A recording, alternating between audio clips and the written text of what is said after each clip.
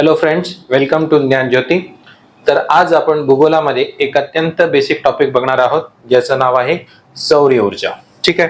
तत्पूर्वी हा टॉपिक चालू करण्याच्या आधी आपल्याला लक्षात आलं पाहिजे की सौर ऊर्जा सरकारने किंवा गव्हर्नमेंटने ऍक्च्युली एक महत्वाचं आपण म्हणू सोर्स आहे, ज्यामध्ये आपण ऊर्जा निर्मितीसाठी सूर्यामधनं येणारी जी किरणं आहेत, सूर्यामधनं येणारी जी ऊर्जा आहे त्याला ट्रॅप करून आपण अंदाजे एक 100 गिगावॅट, किती 100 गिगावॅट एवढी एनर्जी आपल्याला तयार करायची आहे.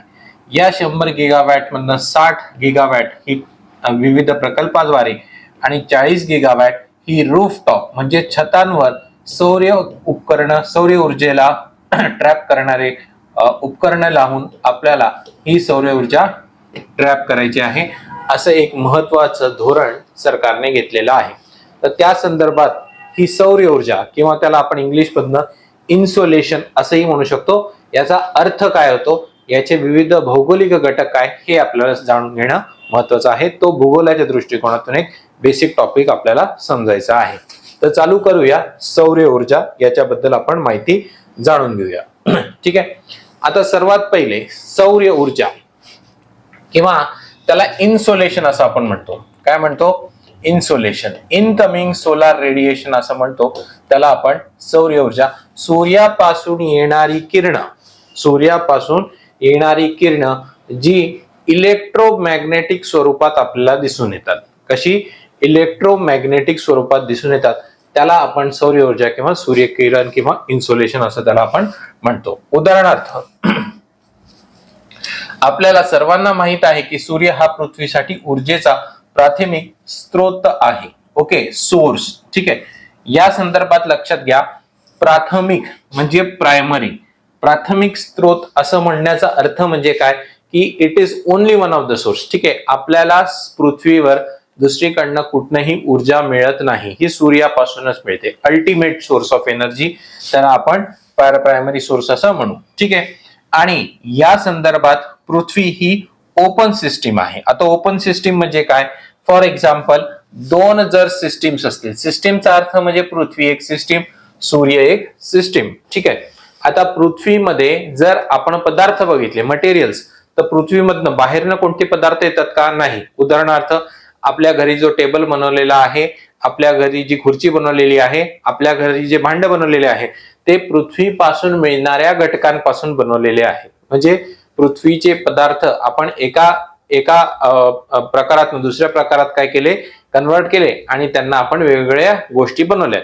तसं पृथ्वी पदार्थांच्या बाबतीत काय झाली? क्लोज सिस्टीम, कारण याच्यातनं कोणते पदार्थ बाहेर येत नाही. पण ऊर्जा जर म्हटली तर ही ओपन सिस्टीम झाली, कारण सूर्यापासून आपल्याला ऊर्जा येते. पृथ्वीची स्वतःही ऊर्जा आहे, पण सूर्यापासून येणारी ऊर्जा ही सर्वात मोठी आहे, म्हणून त्याला आपण ऊर्जेच्या संदर्भामध्ये त्याला आपण ओपन सिस्टीम असं म्हणू. ठीक आहे. सूर्य सर्व दिशांनी आपल्या ऊर्जा कमी तरंग लांबीत अंतराळात विसर्जित करतो, ज्याला सौर विकिरण असं म्हटले जातं. म्हणजे ह्याचा अर्थ काय की वेगवेगळ्या आपण म्हणू वेगवेगळ्या दिशेतने सर्व बाजूने काय करतो, तो ऊर्जा आपल्या तरंग लांबीत अंतराळात विसर्जित करत असतो आणि त्याला सौर विकिरण असं आपण त्याला म्हणतो, किंवा त्याला आपण काय म्हणतो, इन्सोलेशन असं त्याला आपल्याला म्हणता येईल. ओके. त्याच्यानंतर पृथ्वीच्या पृष्ठभागाला या विकिरण ऊर्जेचा फक्त एक भागच मिळतो. तर किती? अंदाजे जर आपल्याला काढून घ्यायचं की किती सूर्यामधनं आपल्याला टोटल एनर्जी किती आहे आणि किती येते, तर लक्षात घ्या, आपण साधारणपणे जर 1 कोटी युनिट, हे किती आहे, 1 कोटी युनिट जर सौर ऊर्जा असेल तर पृथ्वीला त्यातनं फक्त 2 युनिट्स, 2 एकक किंवा 1 कोटी मधनं फक्त 2 युनिट्स आपल्याला पृथ्वीला काय होते, पूर्णपणे प्राप्त होते. म्हणजे इतकी जास्त एनर्जी सूर्यापासून पृथ्वीवर येते. आणि हा फिगर आपल्याला लक्षात ठेवणं गरजेचं आहे, कारण हा अंदाज आपल्याला देईल प्रश्न सोडवताना की साधारणपणे किती. या संदर्भात अजून काही एकक, अजून काही युनिट्स मी तुम्हाला सांगेल आणि ते सुद्धा आपण पुढच्या स्लाइड मध्ये बघणार आहोत. ओके. त्याच्यानंतर सौर ऊर्जा किंवा येणारे सौर किरणोत्सर्ग या संदर्भात आपल्याला बघायचं आहे. ठीक आहे. आता बघा, लघु लहरींच्या स्वरूपात काय लिहिलेलं आहे इथे, लघु लहरींच्या स्वरूपात पृथ्वीच्या पृष्ठभागाला मिळणाऱ्या ऊर्जेला इनकमिंग सोलार रेडिएशन किंवा इन्सोलेशन असंही म्हणतात किंवा सौर ऊर्जा असंही त्याला म्हणतात. आता बघा लघु लहरी, ओके, याच्यामध्ये एक तुम्हाला मला महत्वाचा नियम शिकवायचा आहे. तो नियम म्हणजे वेईन यांनी दिलेला नियम आहे. वेईन्स लॉ, वेईनचा नियम. ठीक आहे, काय नियम सांगतो हा, की एखाद्या आपण म्हणू की कोणत्याही खगोलीय वस्तू असेल, सेलेस्टियल बॉडी, खगोलीय वस्तू किंवा कोणतेही काही शरीर असेल, त्या शरीराचं तापमान आपण काही विशिष्ट असेल. ठीक आहे, कधी काही काहींचं तापमान हे 10 डिग्री असेल, काहीचं 20 डिग्री असेल, काहीचं 50 डिग्री असेल, काहीचं 100, सूर्याचं 6000 10,000 पर्यंत जातं. ठीक आहे, तर जितकं जास्त तापमान तितकं त्यातनं येणारी जी आपण म्हणू वेव्हलेंथ आहे. वेव्हलेंथ म्हणजे बघा, हे अशा पद्धतीच्या ज्या लहरी आहेत, या दोन बिंदूमध्ये कोणत्याही दोन बिंदूमध्ये असणारं अंतर म्हणजे वेव्हलेंथ. तर जितकी जास्त ऍक्च्युअली एखाद्या शरीराचं तापमान असेल, तितकी शॉर्ट वेव्हलेंथचे त्यातनं काय होतील, किरण येतील. उदाहरणार्थ, जर सूर्याचं तापमान किती आहे, 6000 डिग्री सेल्सिअस अंदाजे, पृथ्वीचं तापमान किती आहे, 15 डिग्री सेल्सिअस. तर आता तापमान कोणाचं हेच आहे, मग याच्यातनं किरण अशी येतील आणि पृथ्वीचं 15 डिग्री म्हणजे खूपच कमी, मग याच्यातनं किरण ही अशी मोठ्या वेव्हलेंथची येतील. हे लक्षात घ्यायचं आहे. हा कोणता नियम आहे, तर हा वेईन यांचा नियम आहे. वेईन्स लॉ आपल्याला समजून येतो. ओके, त्याच्यानंतर ही जी ऊर्जा आहे ही दृश्यमान प्रकाश आहे, विजिबल लाईट स्पेक्ट्रम आहे, आणि दृश्यमान प्रकाशाच्या खालील तरंग लांबी म्हणजे खालील वेव्हलेंथ असणारी आहे. शक्यतो ही आपल्याला अल्ट्राव्हायोलेट रेडिएशन दिसतात आणि जे विद्युत चुंबकीय स्वरूपाचे आपल्याला दिसून येतात. विद्युत चुंबकीय स्वरूपापेक्षा तुम्ही इथे इलेक्ट्रोमॅग्नेटिक वेव्ह हे लक्षात ठेवा. आता इलेक्ट्रोमॅग्नेटिक वेव्ह, त्याच्याच नंतर तुमचं अल्ट्राव्हायोलेट रे आणि विजिबल लाईट म्हणजे दृश्यमान प्रकाश, हा सगळा येणारा प्रकाश आहे, म्हणजे सूर्यापासून पृथ्वीकडे येणारा प्रकाश आहे. ठीक आहे, पृथ्वीपासून बाहेर जाणारा प्रकाश म्हणजे पृथ्वीपासून तो जर आपण अवकाशात जात असेल तर तो इन्फ्रारेड रेडिएशनचा असतो. ही कन्सेप्च्युअल क्लिअरिटी घ्या. येताना तुम्हाला विजिबल लाईट, अल्ट्राव्हायोलेट किंवा इलेक्ट्रोमॅग्नेटिक, पण जाताना मात्र ही मुख्यतः तुम्हाला इलेक्ट्रोमॅग्नेटिक वेव्ह स्वरूपात तुम्हाला दिसून येतात. ओके, म्हणून पृथ्वीवर दिवसा शॉर्ट वेव्ह रेडिएशन शोषून घेतात आणि रात्रीच्या वेळेस लॉंग वेव्ह रेडिएशन, मुख्यतः इन्फ्रारेड रेडिएशन म्हणून अंतराळात प्राप्त होणारी उष्णता परावर्तित होते. हे आपल्याला पॉइंट लक्षात ठेवणं गरजेचं आहे. ओके, याच इफेक्टला आपण पुढे पृथ्वीचा अल्बिडो इफेक्ट म्हणू. पृथ्वीचा काय म्हणू, अल्बिडो इफेक्ट म्हणू, किंवा याच लहरींना आपण अल्बिडो इफेक्टला येताना लहरी जर लघु लहरी असतील तर जाताना लहरी हे दीर्घ लहरी असतील. हा मराठीतला शब्द आणि इंग्लिश मधला शब्द काय झाला तुमचा मित्रांनो, अल्बिडो इफेक्ट. हा समजून घ्यायचा आहे. तर हा पॉइंट तुम्ही लक्षात ठेवा. त्याच्यानंतर या ऊर्जेच्या मोजमापासाठी एकक आहे लँगले. काय आहे मित्रांनो, लँगले. लँगले लक्षात घ्या. लँगले म्हटल्यानंतर हा कशाचा एकक आहे, तर किती कॅलरीज प्रति चौरस सेंटीमीटर प्रति मिनिटाला येतात त्याला आपण लँगले असं म्हणतो. म्हणजे शास्त्रज्ञांच्या नावांना आपण ते एकक देण्याचा प्रयत्न करतो, पण या एककचा खरा अर्थ आहे किती कॅलरीज. कॅलरीज म्हणजे ऊर्जा प्रति चौरस सेंटीमीटर. प्रति चौरस सेंटीमीटर म्हणजे सपोज छोटासा एरिया जो आहे, ओके, फॉर एक्झाम्पल एवढा 1 centimetre bye 1 centimetre bye 1 centimetre bye 1 centimetre 1 centimetre square. Okay, तर किती चौरस किलोमीटर हा आपल्याला काय दिसतो, किती चौरस किलोमीटर हा एरिया असेल तो, आणि प्रति मिनिटाला किती आहे. याला साधारणपणे हा एकक जो आहे सूर्यापासून येणारा, याची व्हॅल्यू जर बघितली ती आपल्याला 1.94 1.94 एवढा दिसतं. 1.94 लँगले एवढी ऊर्जा आलेली दिसते. यालाच आपण जवळजवळ 2 लँगले असंही म्हणू शकतो, कारण 1.94 हे 2 बरोबर आपल्याला म्हणता येईल. अप्रॉक्सिमेट आपल्याला करायचं झालं तर हे एकक लक्षात घ्यायचे. म्हणजे आतापर्यंत मी तुम्हाला 2 एकक शिकवले. पहिलं म्हणजे 1 कोटीपैकी 2 युनिट येतात आणि दुसरं म्हणजे 1.94 कॅलरीज पर चौरस सेंटीमीटर प्रति मिनिट, म्हणजे एवढे लँगले ऊर्जा येते. ठीक आहे. त्याच्यानंतर पृथ्वीच्या अवतीभोवती जर आपण बघितलं तर पृथ्वीच्या अवतीभोवती मला काय दिसतंय, हे वायुमंडल आहे, ऍटमॉस्फिअर. काय आहे हे? वायुमंडल किंवा ऍटमॉस्फिअर. ही आहे आपली पृथ्वी. या पृथ्वीच्या भोवती आपल्याला ऍटमॉस्फिअर दिसतं. ठीक आहे. तर या ऍटमॉस्फिअर किंवा या वायुमंडलाच्या टोकावर किंवा आपण शेंड्यावर जर गेलो, या शेंड्यावर जर घेतला तर आपल्याला काय दिसतंय? ह्याच्यावर आपल्याला दिसतंय सौर स्थिरांक किंवा सोलार कॉन्स्टंट. इथे बघा सौर स्थिरांक आपल्याला दिसतो, सोलार कॉन्स्टंट. ठीक आहे. तर या कॉन्स्टंटची व्हॅल्यू किती आहे? या कॉन्स्टंटची व्हॅल्यू 1.4 किलोवॅट इथे तुम्हाला दिसेल. 1.4 किलोवॅट पर मीटर स्क्वेअर. ठीक आहे. किंवा 1400 वॅट पर मीटर स्क्वेअर, काहीही म्हणा, एकच आहे. ठीक आहे. हा सुद्धा सौर ऊर्जा मोजण्याचा एकांक आहे. म्हणजे तुम्हाला ही सगळी जी फॅक्टर्स मी सांगतोय, हा झाला सौर स्थिरांक, सोलार कॉन्स्टंट, त्याच्यानंतर 1.94 लँगले किंवा 1 कोटीपैकी 2 युनिट, हे सगळे एकच माप सांगतात. फक्त वेगवेगळ्या पद्धतीने सूर्यापासून किती ऊर्जा येत आहे हे सांगण्याचा ते पूर्णपणे काय करतायत?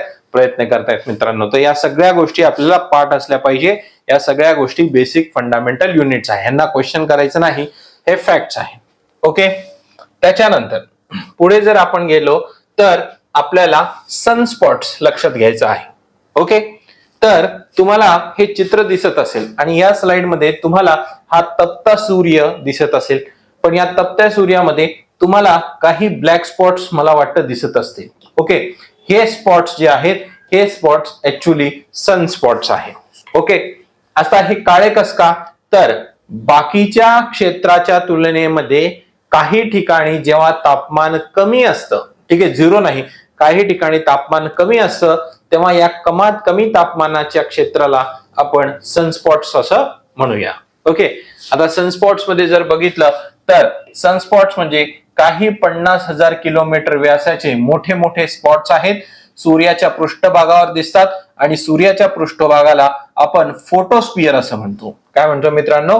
फोटोस्फिअर. ही गडद दिसणारे क्षेत्र आहे, कारण ही तुम्हाला इथे ब्लॅक स्पॉट दिसतात म्हणून इथे काय लिहिलंय? Dark spots. गडद दिसणारी इथे तुम्हाला क्षेत्र आहे. ठीक आहे. ही गडद दिसतात कारण ती सूर्याच्या पृष्ठभागाच्या इतर भागांपेक्षा थंड असतात. म्हणजे थंड म्हणजे लगेच तुम्ही तिथे जाऊन उभा राहू शकता का? नाही. खूप तापमान आहे, पण तुलनेने तापमान काय आहे? कमी आहे. ठीक आहे. सनस्पॉटचे तापमान अजूनही खूप गरम आहे, सुमारे 6500 डिग्री फॅरेनहाइट. बघा, ज्याचं तापमान, जो एरिया थंड आहे त्याचं 6500, म्हणजे सूर्याचं तापमान खूपच जास्त असेल, हे लक्षात ठेवा. ठीक आहे. फोटोस्फिअर हा सूर्याचा एक दृश्य मानला जातो किंवा आपण एरिया मानला जातो.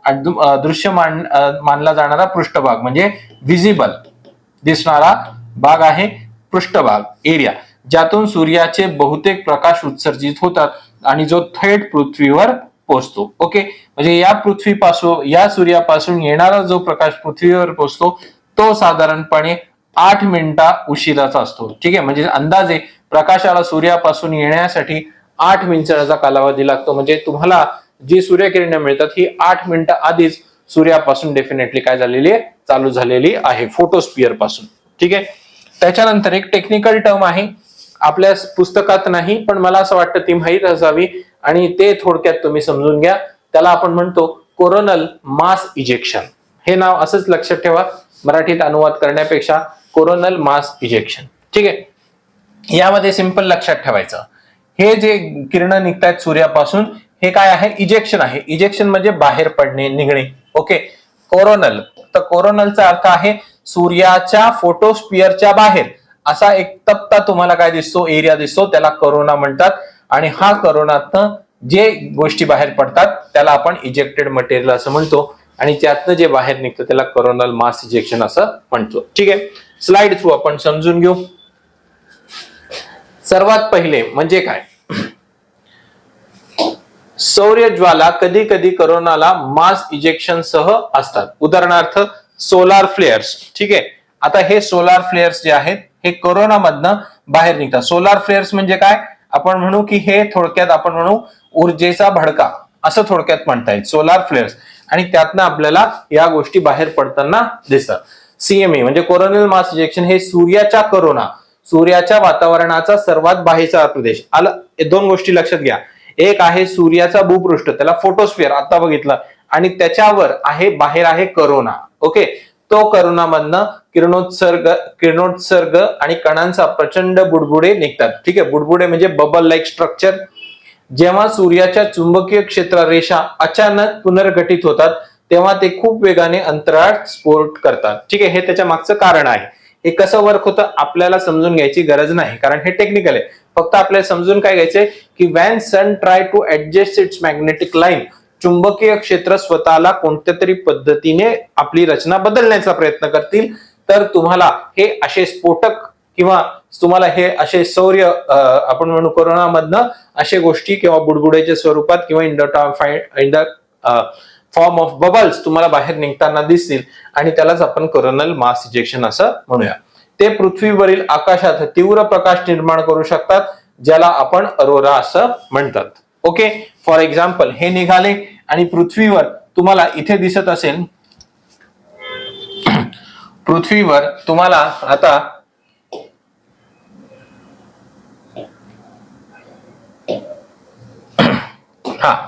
पृथ्वीवर तुम्हाला आता मी जर इथे दाखवायचा प्रयत्न केला तर इथे तुम्हाला हिरव्या कलरचा एक स्पॉट दिसतोय, इथे हिरव्या कलरचा स्पॉट दिसतोय. तर या सौर्य कोरोनल मास इजेक्शन मध्ये इथे या दोन पद्धतींना आपण अरोरा असं म्हणतो. काय म्हणतो? अरोरा. ओके, हा जर उत्तरेला असेल तर याला आपण अरोरा बोरियालिस असं म्हणू, आणि हा जर दक्षिणेला असेल तर ह्याला अरोराच म्हणू, पण अरोरा बरोबर आपण ऑस्ट्रियालिस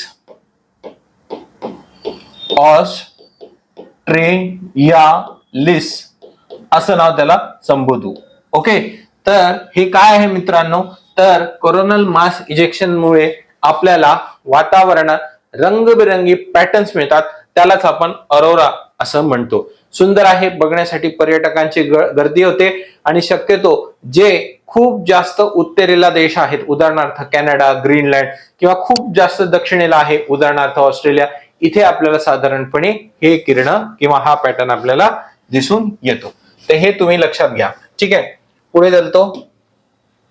त्याच्यानंतर आपल्याला याबरोबर समजून घ्यायचं आहे की पृथ्वी जी आहे, पृथ्वी सूर्याच्या अवतीभोवती फिरते. ठीक आहे, आणि पृथ्वीच्या सूर्याच्या अवतीभोवती फिरते त्याला आपण काय म्हणतो? परिभ्रमण असं म्हणतो. ठीक आहे, आणि हे जे परिभ्रमण आहे हे गोल नसून हे लंब वर्तुळाकार आहे. लंब वर्तुळाकार, इलेप्टिकल असं म्हणतो. म्हणजे काही वेळेस पृथ्वी ही सूर्यापासून खूप लांब आहे, काही वेळेस पृथ्वी ही सूर्यापासून जवळ आहे.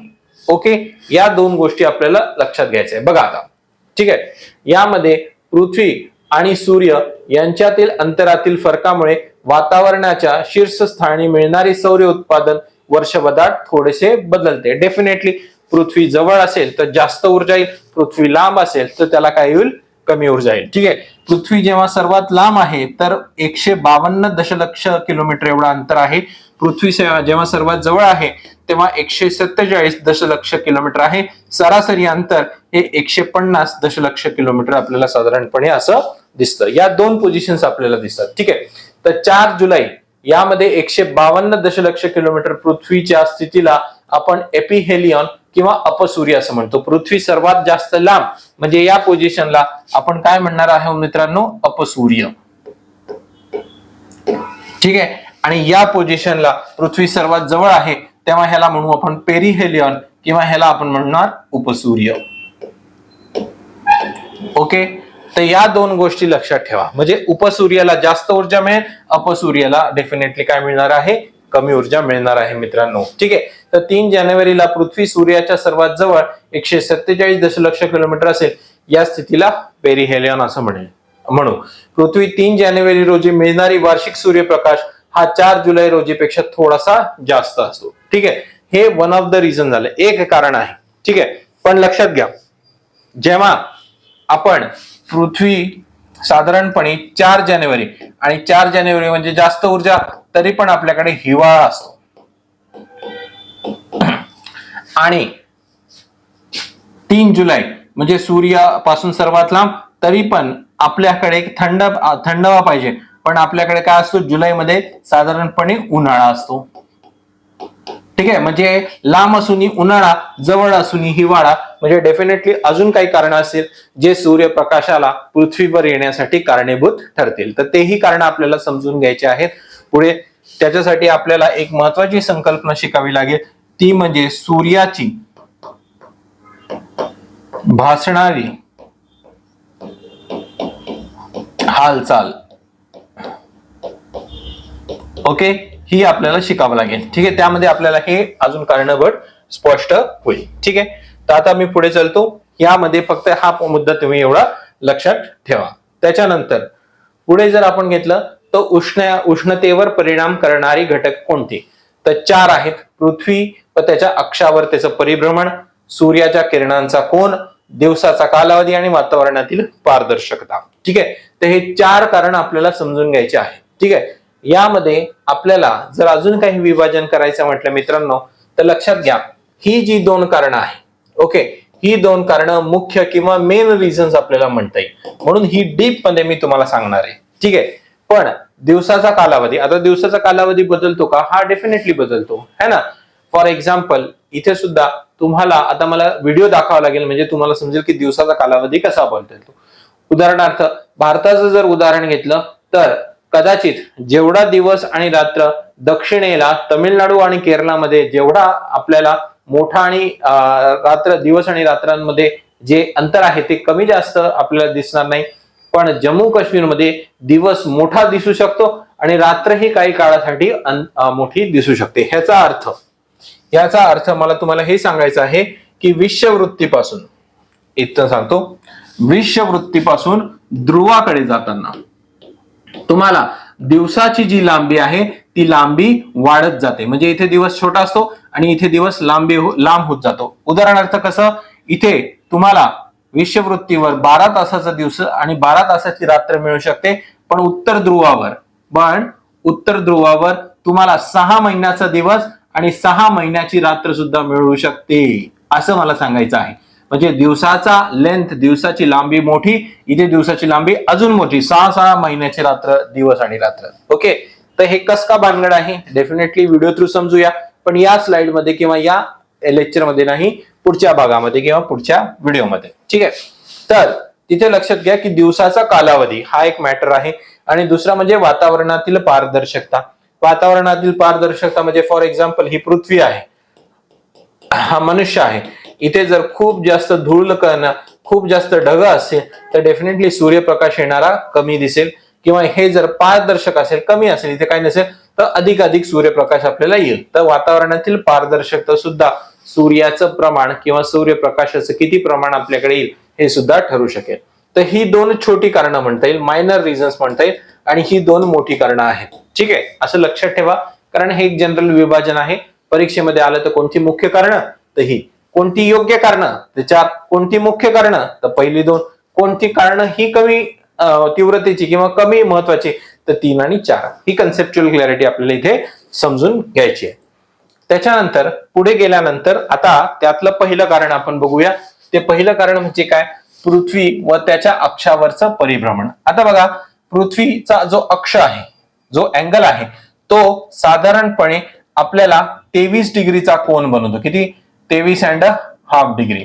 आणि पृथ्वीचा हा जो ऍक्सिस आहे यामध्ये आपल्याला कितीचा कोन दिसतो, तर हा 66.5 डिग्री. ठीक आहे, तर पृथ्वी म्हणजे थोडक्यात सांगायचं झालं तर पृथ्वी अशी न फिरता ती थोडीशी वक्र होऊन अशी फिरत आहे, आणि त्याचबरोबर सूर्याच्या परिभ्रमण सुद्धा होत आहे. आणि अशा परिस्थितीमुळे आपल्याला सर्वात महत्वाचं लक्षात येतं की अशा परिस्थितीमुळे जे मी तुम्हाला आता रिझन सांगितलं ना, कोणतं रिझन, की इथे कमी दिवस आहे, कमी लांबीचा दिवस आहे, आणि इथे जास्त लांबीचा दिवस आहे, हे आपल्याला पृथ्वीच्या या रचनेमुळे पृथ्वीचा कोन, पृथ्वीचा अक्ष हा ऍक्च्युली काही अँगलवर टिल्टेड असल्यामुळे, काही अँगलवर वक्र असल्यामुळे आपल्याला ही परिस्थिती दिसून देते. आणि म्हणून पृथ्वीच्या वेगवेगळ्या विभागावर आपल्याला वेगवेगळं सौर ऊर्जेचं प्रमाण सुद्धा आलेलं दिसतं.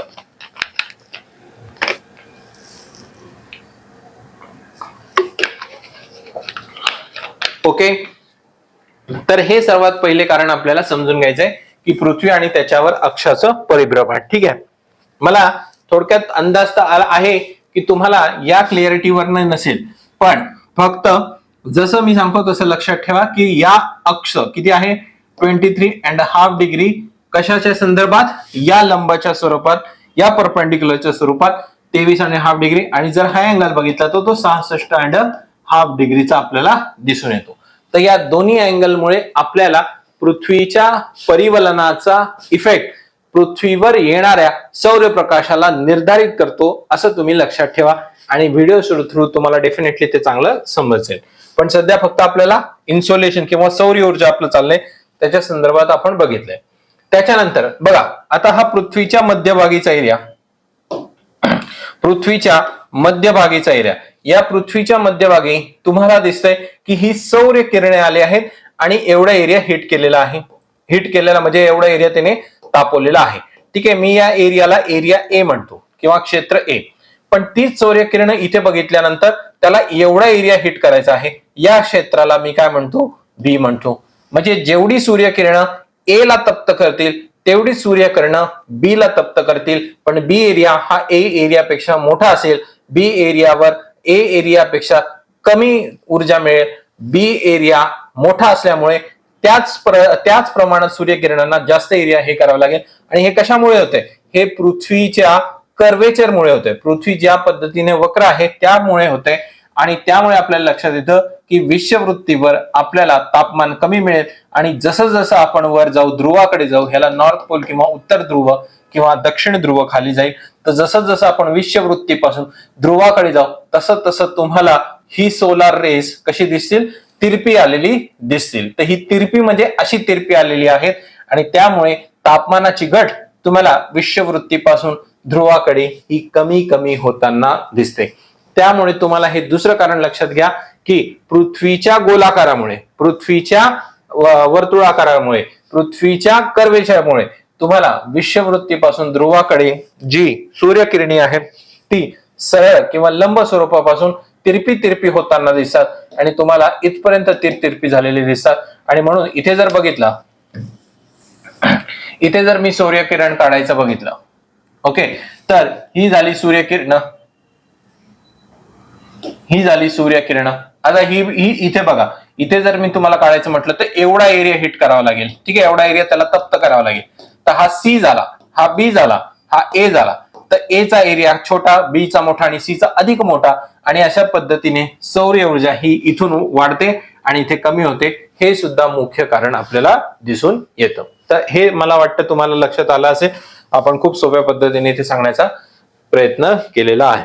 ठीक आहे, त्याच्यानंतर पुढचा मुद्दा घेऊया आपण की पृथ्वीच्या पृष्ठभागावरील उष्णतेचे स्थानिक वितरण कसं आहे. ओके, लोकल डिस्ट्रीब्युशन कसे आहे. ठीक आहे, आता हे लोकल डिस्ट्रीब्युशन सांगण्याचा महत्व म्हणजे इथे तुम्हाला काही गोष्टींवर किंवा काही फॅक्ट्सवर तुमचं लक्ष केंद्रित करणे हा माझा इथे उद्देश आहे. ठीक आहे, आता उष्णकटिबंधीयातील क्षेत्रामध्ये सुमारे 300 वॅट घनमीटर ते ध्रुवामध्ये 70 वॅट घनमीटर पर्यंत पृष्ठभागावर मिळणारी उष्णता बदलते. म्हणजे परत जर या डायग्राम वर मी गेलो तर या डायग्राम मध्ये तुम्हाला काय समजेल, इथे जास्त ऊर्जा 320 आणि वर गेल्यानंतर कमी ऊर्जा 70 वॅट पर घनमीटर पर मीटर, असं जे आपल्याला फॅक्ट आहे तो लक्षात घ्या. आणि हा स्टँडर्ड पुस्तकाचा आहे म्हणून 300 वॅट घनमीटर आणि 70 वॅट घनमीटर हे बदलतं हे आपल्याला दिसतं. दुसरा जर बघितला, आता उष्णकटिबंधीय क्षेत्र म्हणजे काय रे मित्रांनो, उष्णकटिबंधीय क्षेत्र म्हणजे साधारणपणे हा एरिया येतो. ठीक आहे, त्याला आपण इंग्रजीमध्ये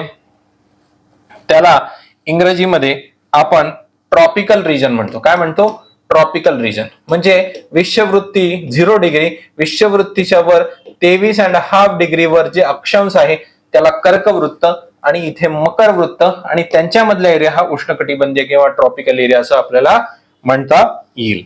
तर त्या एरियाबद्दल बोलतोय. ठीक आहे, उष्णकटिबंधीय वाळवंटावर सर्वाधिक उष्णता प्राप्त होते जिथे ढगाळपणा सर्वात कमी असतो. काय असतो, ढगाळपणा सर्वात कमी असतो. दुसऱ्या शब्दात पुढे जाऊन तुम्हाला अजून कन्सेप्च्युअल क्लॅरिटी आल्यानंतर तिथे तुम्हाला लक्षात येईल, तिथे अभिसरण क्षेत्र काय आहे, नवीन शब्द टाकतोय मी, अभिसरण क्षेत्र, जे म्हणजे ढगच आहेत. हा अभिसरण क्षेत्राचे काय असते आपल्याला इथे डेफिनेटली ऍब्सेन्स दिसते किंवा इथे आपल्याला तो नाहीसा दिसतो. आता अभिसरण क्षेत्र काय, त्याचं पूर्ण नाव आहे उष्णकटिबंधीय अभिसरण क्षेत्र किंवा त्याला इंग्लिशमध्ये ITCZ, inter tropical conversion zone असं त्याला म्हटलेलं जातं. तर ह्याची आपल्याला पूर्णपणे काय तिथे इथे ऍब्सेन्स दिसते, तो नाहीसा आपल्याला दिसतो. ठीक आहे. त्याच्यानंतर पुढे जर गेल्यानंतर उष्णकटिबंधापेक्षा विषुववृत्तीला तुलनेने कमी उष्णता मिळते, हे सांगायची गरज नाही, हे बघितलं. साधारणपणे त्याच अक्षांशावर महासागरापेक्षा खडका आपण म्हणू खंडांवर उष्णता अधिक दिसते. ठीक आहे. एक लक्षात घ्या की कटिबंधीय क्षेत्रामध्ये जर भूखंड असेल, जमीन असेल तर ती जास्त तापेल आणि जर सागर असेल, समुद्र असेल तर ती कमी तापेल. हा मुद्दा तिथे सांगतो. पण तेच जर आपण वरच्या साईडला गेलो, वरच्या साईडला म्हणजे आपण जास्त अक्षांशावर गेलो, हायर लॅटिट्यूड्सवर गेलो, ध्रुवाकडे गेलो, तर आपल्याला हिवाळ्यामध्ये मात्र उच्च अक्षांशांना उन्हाळ्याच्या तुलनेमध्ये कमी किरणोत्सर्ग दिसतो. हा फॅक्ट सुद्धा तुम्ही लक्षात ठेवा. लक्षात घ्या, यामध्ये तुम्हाला एक सिंपल जर कन्सेप्ट द्यायची म्हटली तर तुम्हाला एक लक्षात घ्यायचंय की उष्णकटिबंधीय क्षेत्रामध्ये किंवा गरम क्षेत्रामध्ये काय समजा, सरळ सरळ समजा. ठीक आहे. गरम क्षेत्रामध्ये तुम्हाला जमीन लवकर तापते आणि पाणी उशिरा तापते, म्हणून पाणी काय असतं, थंड असतं जिथे पण गरम क्षेत्र असतील. आणि थंड क्षेत्रात जमीन ही लवकर थंडी होईल आणि पाणी ही ऍक्च्युली उशिरा थंड होते, म्हणून पाणी जास्त आपल्याला काय दिसतं, गरम दिसतं. हा फॉर्म्युला लक्षात ठेवा, याला आपल्याला अजून क्लिअरिटी होईल. म्हणजे परिस्थिती पूर्णपणे बदलते गरम आणि थंड क्षेत्रामध्ये. ओके. त्याच्यानंतर आपल्याला एक अजून महत्वाचा पॉइंट इथे राहायला सांगायचा, तो मी इथे सांगून देतो की जसं जसं आपण विषुववृत्तीपासून तुमच्या ध्रुवाकडे जातो तसं तसं तुमचं तापमान हे कमी कमी होतं जनरली किंवा साधारणपणे. तापमान काय होईल, कमी होईल. पण विषुववृत्तीवर तापमान अधिक न सापडता ते मात्र विषुववृत्तीच्या वर जिथे वाळवंट आहे तिथे अधिक सापडतं आणि मग ते ध्रुवाकडे कमी होतं. म्हणजे तुम्हाला असं म्हणता येईल की सर्वात जास्त तापमान हे उष्णकटिबंधीय क्षेत्रामध्ये सापडतं आणि त्याच्यानंतर ध्रुवाकडे कमी होतं. याच्या मागे काही विशिष्ट कारण आहे, विशिष्ट भूगोलिक ठेवण आहे. ठीक आहे. तर साधारणपणे सौर ऊर्जेच्या बद्दल आपल्याला एवढी माहिती जरी समजली तरी मला असं वाटत नाही की कोणता प्रश्न आपला सुटेल. आपण पाठ्यपुस्तकातलं जनरल माहिती आणि एक्स्ट्रा माहिती ही करून घेतलेली आहे. डेफिनेटली अशा व्हिडिओ थ्रू किंवा अशा थ्रू तुम्हाला सगळी इन्फॉर्मेशन आपण तुमच्यापर्यंत पोहोचूया. तर धन्यवाद मित्रांनो.